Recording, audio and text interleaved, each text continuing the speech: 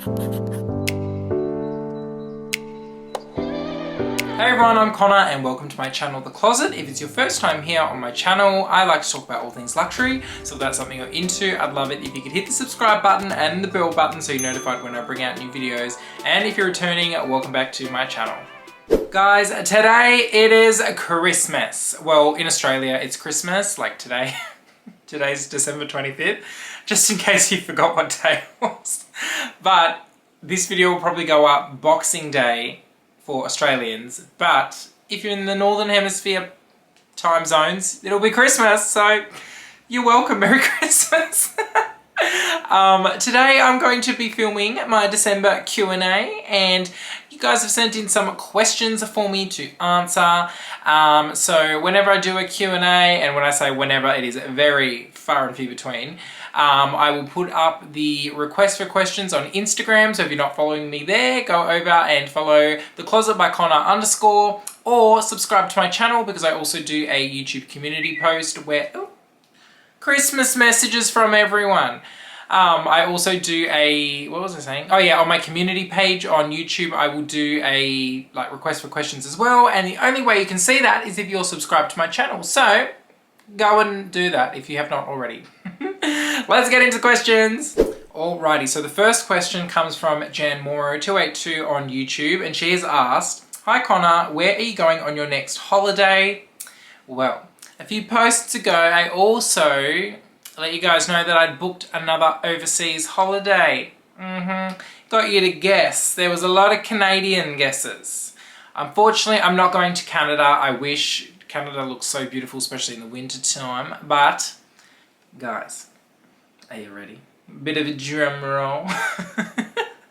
So in June, I'm going to Singapore. Woohoo! So booked a few days over in Singapore, and it'll be great to kind of split up the middle of the year, give me something to look forward to, something on the horizon. Yeah, so I can't wait. So little trip to Singapore. Thankfully, it's not as long as the trip to Paris in terms of time on the aeroplane. It's like 7.5 hours, so I can cope with that. And I don't have any plans of what I'm doing it so far, but you know me, I go with the flow. I don't like to cement things. But yeah, so Singapore, look out, because Connor is coming. June 2024. Alrighty, so the next question comes from Becky Lee 420 on YouTube, and she's asked, "Hello Connor, what is your view/advice on maintaining a relationship with a sales associate during a low buy/no buy year?" That's actually a good question. It depends, I guess, on the store. Let's just remove Hermes from the equation, because I feel like they've got a very, their own kind of unique way with the sales associates and buying stuff.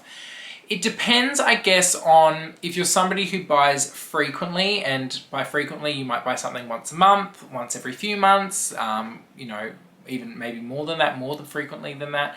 It depends. If your kind of pattern of shopping is changing, I would say contact your sales associate, or when you're in the store, the last time before you knew that was coming up, I would probably speak to them and say, "Hey, look, I'm not going to be buying as much coming up in the next year, or if I do, it'll be very infrequent.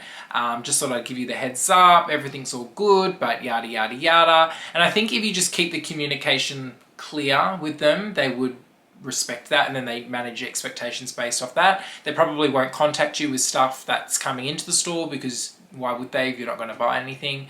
But I think if you set the expectations, then you know where you stand, you know where you land, sort of thing. If you're somebody who only buys very so often, and then you're just deciding not to buy anything during the year, I probably would have mentioned it, because if you're not buying that much anyways, it probably won't make a difference. But yeah, I guess it would just come down to what you would normally purchase.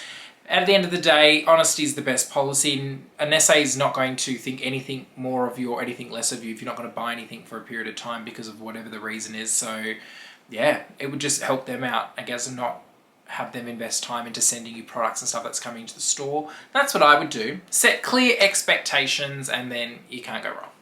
The next question is from Dale, from Dale's Addiction. Fabulous lady. If you don't know her, what are you doing with your life? She's asked, Which bag will you swap with me for a styling video if I take your peekaboo? Dale. So I told Dale she can borrow my made-to-order peekaboo because I want to see how she styles it, incorporates it into her wardrobe, because I think that would be very cool. And she's asking if I'm taking your peekaboo, which bag of mine are you taking? Well, Dale, I'm going to be taking your mini Zucca baguette because I don't have anything that's in that Zucca print and I want to see if it's going to work for me. So that's what we'll do for our bag swap, and then it sounds like homework, doesn't it, Dale? I will see what you come up with and you see what I come up with. 2024 will be the year of the communal wardrobe. The next question on Instagram is from _Hermes_LV09, and she's asked, do you use skincare from a fellow Brisvegasian? Why does that not read well? Brisvegasian. Someone from Brisbane. Yes, I do use skincare. During the day, I use very minimal skincare. I always just cleanse my face in the shower in the morning, and then I will put on a little bit of toner, and then I will put on, depending on how bothered I can be, I'll either put on like a serum, like a really light serum, and then I won't put moisturizer on, I'll just put sunscreen on. And then at night time, that's what I love doing, the full-on exfoliate and the serums and the vitamin C and the lotions and the potions. That's what I love doing it. Like, I feel like it's more like a self-care feeling thing versus actually caring about what the skincare does. That's just a byproduct of the experience. But I do, you know, use skincare, have a skincare regime. I think I've been really lucky with my skin. I've always had really smooth, clear skin. I do have rosacea, but that's just like redness. It doesn't, like, the actual quality of the skin's always been good. So I'm really thankful. I never had acne. I didn't get pimples. If I did, I'd get like one every few months and it was nothing. So I'm very, very thankful that I have that. And, you know, in Australia, obviously, and especially being in Brisbane, you know how hot the sun is. I always put sunscreen on. I just want to protect my skin. I don't want to get sun damage, and I don't want to get sunburnt or melanoma or anything like that. So try to stack the odds in my favor. But I do use skincare. Brands I use mostly is from Paula's Choice, or I've got some SkinCeuticals. I think my vitamin C is from SkinCeuticals. Yeah, I like to try different products, and if I get one that works and I like the way, after continuous use, the way it looks and the results I get from it, then I just stick with that. But if there's something that isn't working, I like to dabble in all the products out there. So I'm always open to recommendations. So if anyone wants to, if they've tried something that's really good, hit a sister up in the comments. Next question is from Form Over Function Events on Instagram. She's asked, at what age did you buy your first luxury bag? I was, I think it was in 2017, and I think I was 22. I turned 18 in 2013, so does that make me 22? I think so, if it was in 2017. 22 or 23, I can't work it out on the spot. Don't put me under pressure with maths. And then she's also asked, are Dale and Meredith your first luxury loving friends? Not my first, but probably the first good ones. Yeah, I'd say that. Like, I've had other luxury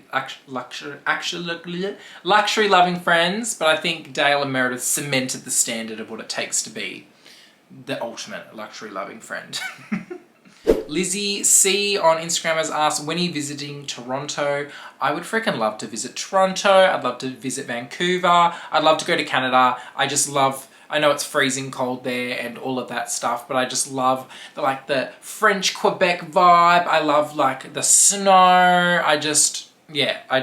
I want to go so bad. It's just so far away. Like, if you picture where Australia is down near the South Pole, and then if you picture where Canada is up near the North Pole, we're literally on the complete opposite axis of the world. So it's very, very far away, but I would just love to go there. There's something about it. Oof, it would just hit the spot right. So one day, it's on the bucket list. Rhonda Fraser has asked, what are your plans for Xmas and New Year's?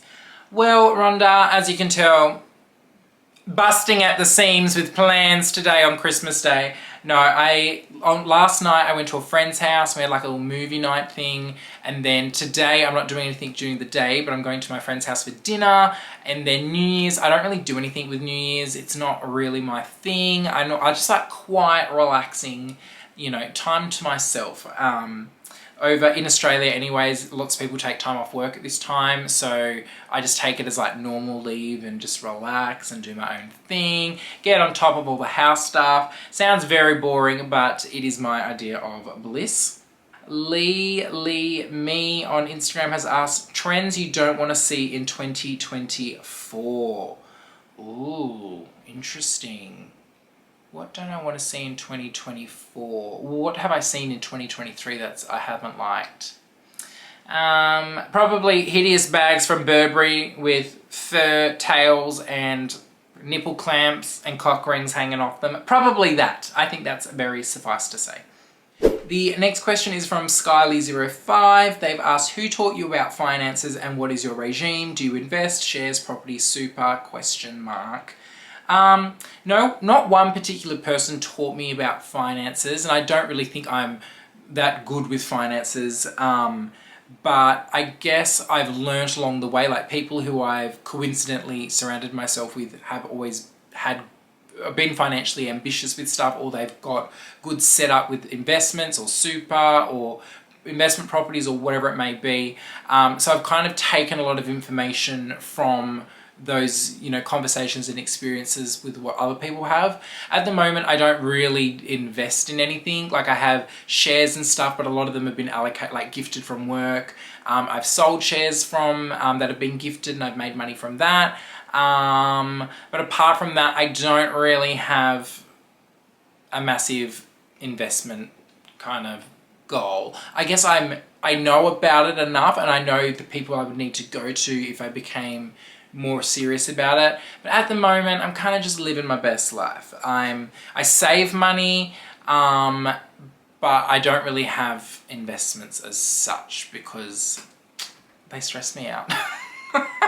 Like I'm logical enough to know how they work, and I know enough about it to not do something stupid, but I guess I'm taking the Kerry Bradshaw route and put it all in the wardrobe.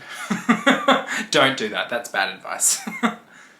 Next question is from Scarabedge on Instagram. They've asked luxury indulgences to recommend.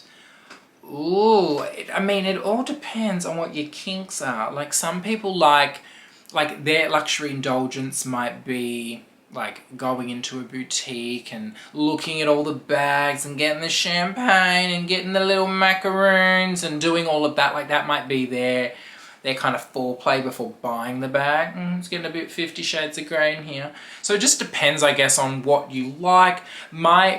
Personally, I don't like shopping in a boutique to browse. Like I generally already know what I want, and then I like going in and getting it and doing that whole shebang. That's like my kind of luxury indulgence.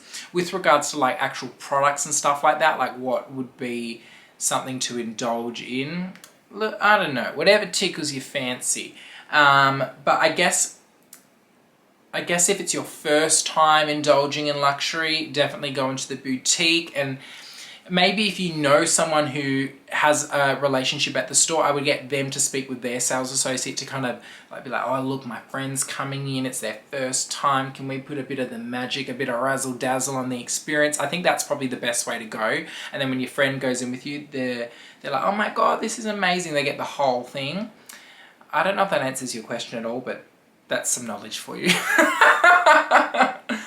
And the last question is from VV4Me2231 on Instagram. They've asked, does having a luxury resale business affect your personal purchasing behaviour or style? And happy holidays to you. Thank you so much. Happy holidays to you right back.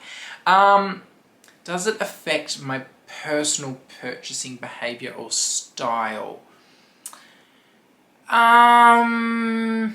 Yes and no. I guess I thought I would be more like, oh, I would never buy this kind of bag brand new because I know what they sell for in the pre-loved market, and you know, you lose half or whatever, so I would just always buy a pre-loved sort of thing. it doesn't do that. I'm aware of it. Like, I know if I'm going to buy something, I know that, oh, well, if I ever had to sell it, it would sell for this cost, and that's what it is. But I would rather buy brand new for the majority of the time, because I like getting it, like, I like knowing it's just only I've had it and all of that stuff. Like, I like the novelty of it being brand new. But like, if I were to buy like ready to wear and stuff like that, I would buy it pre-loved, because I just know ready to wear, you can literally buy it unworn for half the price, if not 60%, 70% off the price, especially with like really expensive ready to wear, like jackets and stuff. It just halves, and even more than halves the price, and it's never been worn. So that sort of thing, like, that's changed my attitude. But for the most part, I guess I'm more aware. I guess it's for other people. Like, I would tell other people, oh, like, get this bag because you've been looking for it and it's at a great price and the condition's really good. I'm probably more conscious about the condition of stuff, and how stuff wears and what to look for if I were to resell it versus buying for myself. So if anything, it's helped me, but it's not as bad. Like, I'm not as jaded. Like, I'm not like, I'm only buying pre-loved, blah, blah, blah, blah, blah. So yeah, good question, actually. That's got me thinking. Very good. Keeping me on my toes. Thanks so much for watching my Q&A for December, guys, and I hope you're all having a Merry Christmas, Happy Holidays, whatever you do, whatever you don't do, just enjoy it, okay? Enjoy the good times. And thank you for watching. I'd love it if you could give this video the thumbs up and consider subscribing to my channel if you have not already. And I'll see you all very shortly in my next video. Bye.